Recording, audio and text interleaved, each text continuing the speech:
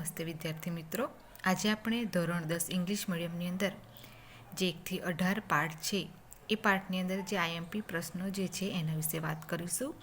તો એક વાક્યમાં પણ પૂછાઈ શકે છે અને એમસીક્યુ તરીકે પણ પૂછાઈ શકે છે. તો આપણે આ જે પાઠ છે બરાબર 1 થી 18 પાઠના જે એક વાક્યના પ્રશ્ન જવાબ જે છે એના વિશે આપણે વાત કરીશું. તો પહેલો પ્રશ્ન છે, સકીનાનું પાત્ર કઈ કૃતિમાં આવે છે? કૃતિનું નામ લખો. તો જવાબ છે એનો સકીનાનું પાત્ર શરણાઈના સૂર કૃતિમાં આવે છે. બીજો પ્રશ્ન જોઈએ. લે ગગી એ કાપડના કરીને આપું છું વાક્ય કોણ બોલે છે? તેનો જવાબ છે લે ગગી આ કાપડના કરીને આપું છું. આ વાક્ય રમઝુ મીર બોલે છે. ત્રીજો પ્રશ્નનો જવાબ જોઈએ આપણે. શરણાઈના સૂર વાર્તાના લેખકનું નામ જણાવો. તો શરણાઈના સૂર વાર્તાના લેખક ચુનીલાલ મંડ્યા છે. બરાબર, જે આ પ્રશ્ન છે લેખકનું નામ એ આપણે તો એક વાક્યના પ્રશ્ન જવાબમાં પણ પૂછાઈ શકે છે અને જોડકામાં પણ લેખકનું નામ પૂછાઈ શકે છે. તો શરણાઈના સૂર પાઠના લેખકનું નામ છે ચુનીલાલ મંડ્યા.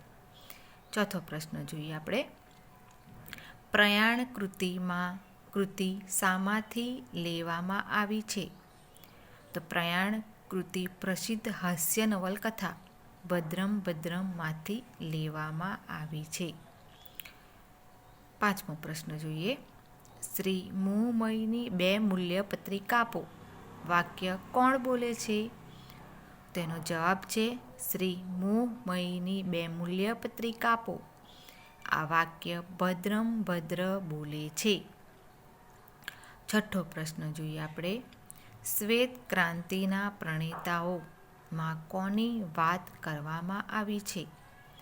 તો છઠ્ઠો પ્રશ્ન છે શ્વેત ક્રાંતિના પ્રણેતાઓ પાઠમાં ત્રિભુવનદાસ પટેલ અને ડૉક્ટર વર્ગીસ કુરિયરની વાત કરવામાં આવેલી છે. બીજા પ્રશ્નો આપણે જોઈએ. 7મો પ્રશ્ન. મારું સ્વપ્ન આત્મકથા કોની છે? મારું સ્વપ્ન આત્મકથા ડૉક્ટર વર્ગીસ કુરિયરની છે. 8મો પ્રશ્ન જોઈએ. વિકાસ શર્માની કઈ કૃતિ તમારા અભ્યાસક્રમમાં છે? તો એનો જવાબ છે વિકાસ શર્માની સામગ્રી તો સમાજની છે ને કૃતિ અમારા અભ્યાસક્રમમાં છે. 9મો પ્રશ્ન જોઈએ. તમને જોઈતું હોય તેટલું જ તમે ખાઈ શકતા હોય તેટલું જ મંગાવો. પૈસા તમારા છે પણ સાધન સામગ્રી તો બધી સમાજની છે. વાક્ય કોણ બોલે છે? તો આ વાક્ય હેમ્બર્ગના ઓફિસર બોલે છે. બીજો પ્રશ્ન જવાબ આપણે જોઈએ. 10મો પ્રશ્ન. સૂરજ તો બધે જ સરખો કૃતિના લેખકનું નામ જણાવો.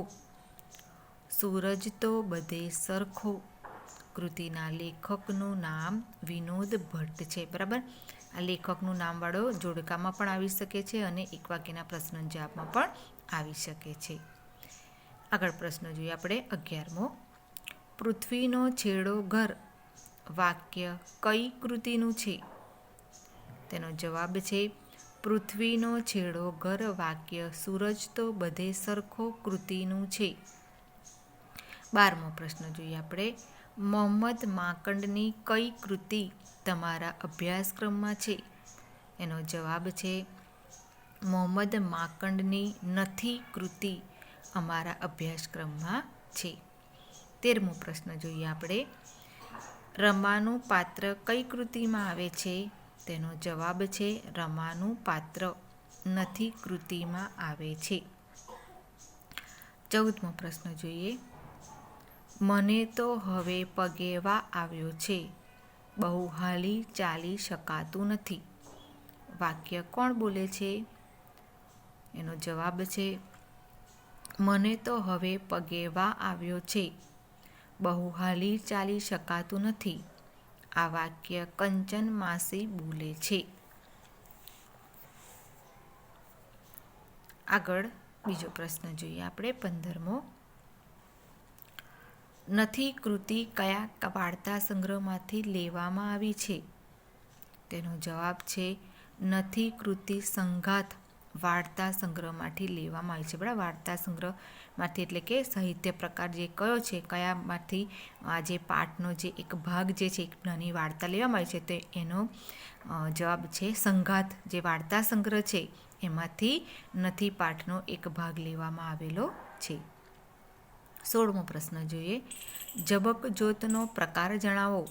તો ઝબક જોત પાઠનો પ્રકાર એકાંકી છે. 17મો પ્રશ્ન. ઝબક જોતના લેખકનું નામ જણાવો. તો ઝબક જોતના લેખકનું નામ કૃષ્ણલાલ શ્રીધરાણી છે. 18મો પ્રશ્ન. મેના કઈ કૃતિનું પાત્ર છે? તો એનો જવાબ છે મેના ઝબક જોત કૃતિનું પાત્ર છે. 19મો પ્રશ્ન જોઈએ. બેટા તું કહીશ એમ કરીશ, પણ હમણાં સૂઈ જા દીપક. કોણ આ વાક્ય કોણ બોલે છે? તો તું બેટા તું કહીશ એમ કરીશ, પણ હમણાં તું સૂઈ જા દીપક. આ વાક્ય કોણ બોલે છે? તો દીપકના પિતા જે છે સર અમલ એ બોલે છે.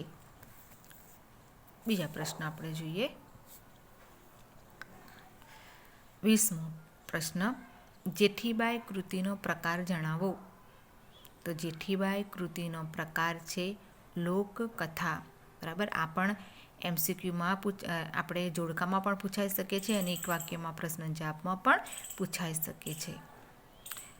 21મો પ્રશ્ન જોઈએ. પમો અને કાનજી કઈ કૃતિના પાત્રો છે?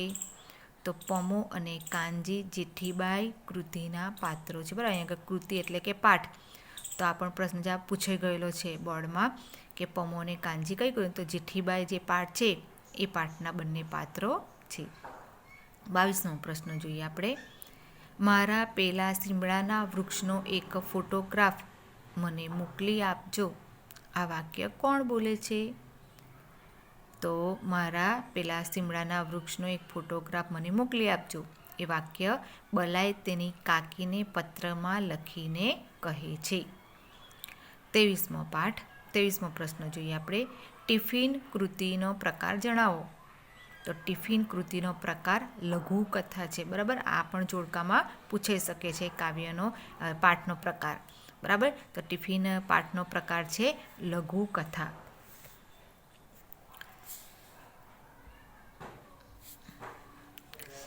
આગળ જોઈએ આપણે 24મો પ્રશ્ન. રવિન્દ્રનાથ ટાગોરની કઈ કૃતિ તમારા અભ્યાસક્રમમાં છે? તેનો જવાબ છે રવિન્દ્રનાથ ટાગોરની પ્રાણનો મિત્ર કૃતિ અમારા અભ્યાસક્રમમાં છે.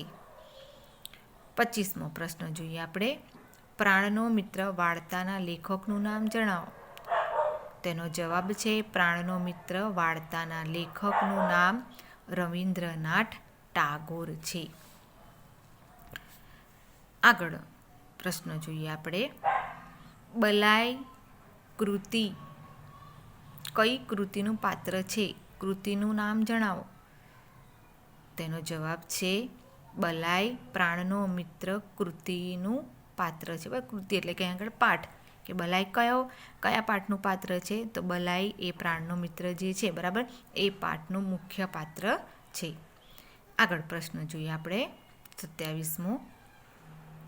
પ્રેમજી પટેલની કઈ લઘુકથા તમારા અભ્યાસક્રમમાં છે? તેનો જવાબ છે પ્રેમજી પટેલની ટિફિન લઘુકથા અમારા અભ્યાસક્રમમાં છે. 28મો પ્રશ્ન જોઈએ આપણે. અમથીમાં એ અમથીમાં વાક્ય કોણ બોલે છે?